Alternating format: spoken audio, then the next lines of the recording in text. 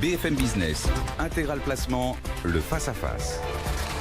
On va tenter de dessiner des perspectives macroéconomiques, des perspectives pour les marchés, pour vous permettre surtout d'investir au mieux sur les actifs à fort potentiel et dans le meilleur timing possible. C'est notre promesse quotidienne d'Intégral Placement. Le face-à-face donc avec Maude Minuit pour la Française AM. Bonjour Maude. Bonjour. C'est votre grande première aujourd'hui. Bienvenue sur le plateau de BFM Business. Et Christopher Dembic pour Saxo Bank. Bonjour Christopher. Bon, on les sent comment là Christopher, ces marchés financiers, CAC 40 qui repasse sous les 4800 points ce début de semaine. La prudence est toujours là. Complètement, parce qu'on a un agenda cette semaine qui est très très chargé. Alors, on avait des craintes, notamment sur le mouvement social. On avait quelques gérants de fonds étrangers qui avaient des craintes à cet égard. On voit que pour le CAC 40, ça n'a certainement pas trop impacté en France. Mais finalement, l'agenda des prochains jours, des prochaines séances, est, j'oserais dire, à haut risque. Il y a bien sûr le fameux rendez-vous du Brexit qui va tomber demain avec le vote du Parlement.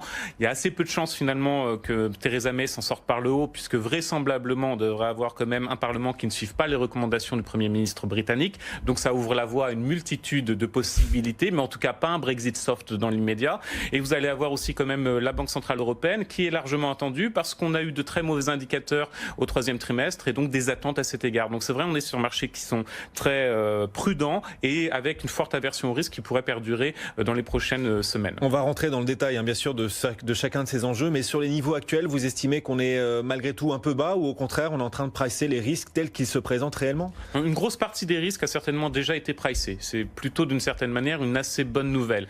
Maintenant, le vrai risque qu'il faudra essayer de pricer, c'est finalement le Brexit. Sur le reste, la guerre commerciale, on sait que ça va perdurer, on connaît plus ou moins les enjeux. Donc je pense qu'on a quand même une grosse partie des risques qui sont déjà pricés dans le marché. Ouais, c'est peut-être sur le Brexit qui reste encore un risque de mauvaise surprise par rapport à ce qui est valorisé. C'est comme ça que vous voyez les choses. Maude, vous partagez ce point de vue sur le niveau de marché, l'ambiance des marchés en ce moment? Globalement, il y a un certain nombre d'actifs qui sont même allés un petit peu loin, notamment sur des craintes de fort ralentissement aux États-Unis. Je citerai notamment les anticipations monétaires sur la Fed, puisque dorénavant, les investisseurs n'attendent pratiquement plus aucun geste, enfin une petite hausse de la Fed l'année prochaine après celle de décembre, et plus rien en 2020. Et on vient il y a 3-4 mois, à un peu plus de 2 hausses pour l'année prochaine, donc une poursuite de la normalisation monétaire. Donc pour les investisseurs aujourd'hui, malgré encore la semaine dernière des ISM extrêmement forts aux États-Unis, rien n'y fait. C'est bien le risque guerre commerciale évidemment qui drive tous les marchés, et notamment les taux courts américains aujourd'hui et non les fondamentaux économiques. Bon, on va reparler aussi de ces banques centrales, justement, des trajectoires monétaires avec la Fed la semaine prochaine, puis la BCE, c'est dès cette semaine. On est curieux de connaître le discours, les perspectives qu'ouvrira la BCE alors que le quantitative easing s'arrête. On va en reparler dans un instant. L'actualité la plus chaude, ce sont les gilets jaunes, l'impact économique. C'est la Banque de France qui a publié cette nouvelle prévision de croissance avec l'impact économique de ce mouvement social. Elle divise par 2, la Banque de France, sa prévision de croissance pour le 4e trimestre. Elle passe de 0,4 à 0,2. C'est quand même énorme, Christophe. C'est beaucoup, sachant qu'en plus, on n'a pas complètement intégré l'impact du ralentissement économique en zone euro. Donc ça pourrait être encore plus mauvais qu'on l'anticipe. Je pense qu'il faudra surtout comparer, lorsqu'on aura les données, l'évolution de la croissance en France au 4e trimestre avec les autres pays européens. Mais force est de constater en tout cas que le mouvement des gilets jaunes a un impact qui est déjà perceptible, en tout cas au niveau microéconomique, on le voit très bien sur certains secteurs d'activité. Le problème, c'est que, surtout sur le long terme, parce que j'oserais dire, si le mouvement des gilets jaunes par miracle s'arrête peu ou prou ce trimestre-là, il y aura un effet de lissage avec les autres trimestres, donc ça permettrait peut-être d'avoir un démarrage l'année prochaine pas si mauvais que cela. Le problème, c'est la question de l'attractivité de la France, indéniablement. Au début du mouvement, les 2 premières semaines, finalement, les investisseurs étrangers en parlaient assez peu. On l'a vu finalement que la dernière semaine, il y avait une vraie inquiétude des investisseurs étrangers à cet égard. C'est pas tant l'impact macroéconomique immédiat, mais plutôt la perspective qu'on ait une présidence paralysée avec une incapacité de faire des réformes, voire même de revenir en arrière sur certaines réformes. Par exemple, la réforme sur la taxation du capital, c'est évoqué. C'est peu probable qu'on revienne en arrière, mais en tout cas, c'est évoqué et c'est un mauvais signal à l'égard des investisseurs étrangers. C'est France as usual, en gros, qui est en train de revenir. Oui. Les mouvements de grève, l'aspect qui est un peu socialisant, alors qui est du point de vue des investisseurs anglo-saxons, cette France socialiste qui serait négative et qui peinerait à se réformer. Et en tout cas, c'est vrai qu'il y a cet aspect qui va pénaliser. C'est ce que craignent en tout cas les marchés. Il peut y avoir des bonnes surprises. Emmanuel Macron, il va s'exprimer ce soir à 20h. Il peut ouvrir des pistes auxquelles on n'avait pas forcément pensé, qui pourraient justement sortir par le haut de tous les côtés, de sortir par le haut de cette crise, qui aujourd'hui est une impasse. c'est une impasse. Il a plusieurs possibilités. Il peut tout à fait accélérer. On s'est évoqué par exemple la suppression de la taxe d'habitation. Il faudra faire des gestes en faveur des retraités, donc peut-être une hausse du minimum vieillesse. Donc il y a plusieurs pistes. Le problème, ça va être le problème en termes de déficit. Aujourd'hui, simplement en intégrant l'annulation de la hausse des taxes sur le carburant, on sait que le déficit l'année prochaine va être relativement proche de 3%. On était sur un objectif de 2,8 avec une croissance de 1,7. Les 2,8 ne seront pas atteints, on sera proche de 3%. Et très clairement, 1,7 l'année prochaine, ça paraît hors des possibles. Donc ça va être très très compliqué aussi de gérer la relation avec la Commission européenne, qui pour l'instant est plutôt pas intransigeante. Elle a conscience qu'il y a un problème à régler, mais à un certain stade, ça pose aussi un réel problème en termes de gestion du déficit. Bon, et donc ça met encore un peu plus de pression sur la réduction nécessaire des dépenses publiques. Vous espérez des annonces là-dessus? Il y a des marges de manœuvre là-dessus concrètement ou pas? En l'espace d'une semaine, je pense pas qu'on aura malheureusement ce fameux Big Bang fiscal qu'on attend depuis très longtemps, donc c'est peu probable malheureusement, alors que ce serait une vraie nécessité à cet égard. Je pense qu'on sera plutôt sur, excusez-moi le terme, mais des mesurettes afin de calmer la population, en tout cas des gilets jaunes, qui contestent justement ce poids de la fiscalité. Mais la nécessité, c'est d'avoir une vision de long terme, comment on réduit les dépenses en France. Après, à savoir si les mesurettes suffiront justement à ces gilets jaunes. Alors, voilà, on est là-dedans aujourd'hui, c'est ce qui va se jouer aussi ce soir. Maud, comment est-ce que vous voyez ce mouvement des Gilets jaunes, son impact économique et les possibles sorties, on l'espère, par le haut? En tout cas, c'est aussi ce que peuvent espérer les marchés. Alors évidemment, on est tous suspendus aux déclarations de ce soir.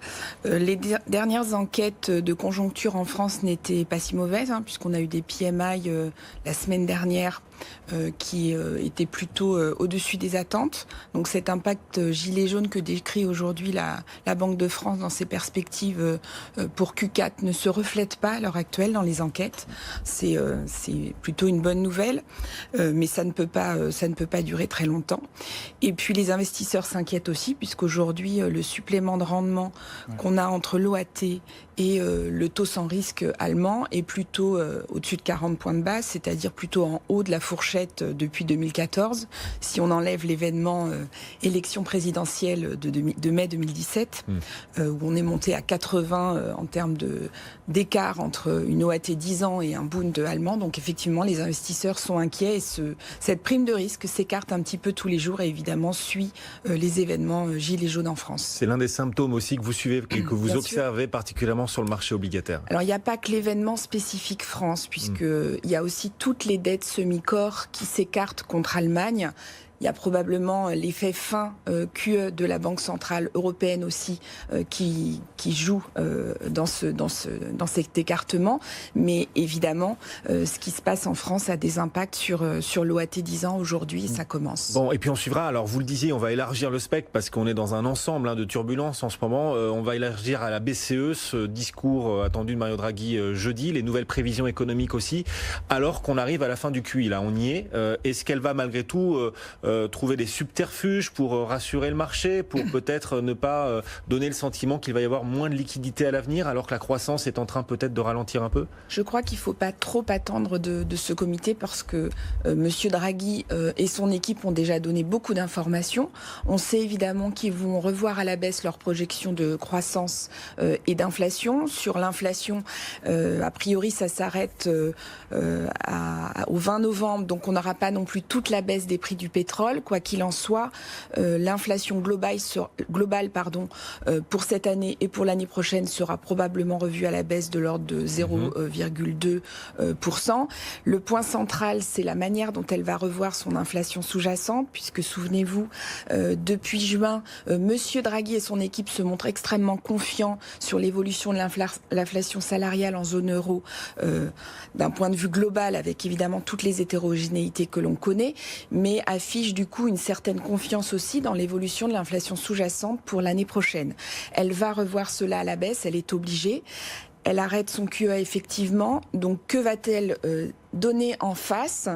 Probablement un ton extrêmement dovish comme elle l'est depuis plusieurs semaines, en rassurant énormément sur la politique de réinvestissement des tombées de son programme qui s'arrête à la fin de l'année, c'est-à-dire toutes les modalités techniques dont le marché aujourd'hui attend plus de détails pour savoir où sur la courbe, par exemple, elle va le plus intervenir dans les prochains mois. Ça peut être pour elle un nouvel outil pour piloter la partie partie longue des taux Donc en zone euro. Elle a beaucoup de marge de manœuvre pour assagir le marché. Tout est possible avec la BCE, on la sait très inventive. Là où elle n'a pas de marge de manœuvre aujourd'hui, c'est sur le capital key, ça on sait qu'elle n'y touchera pas. En revanche, elle peut modifier énormément de choses dans sa politique de réinvestissement pour intervenir sur et piloter davantage la partie longue des courbes de taux.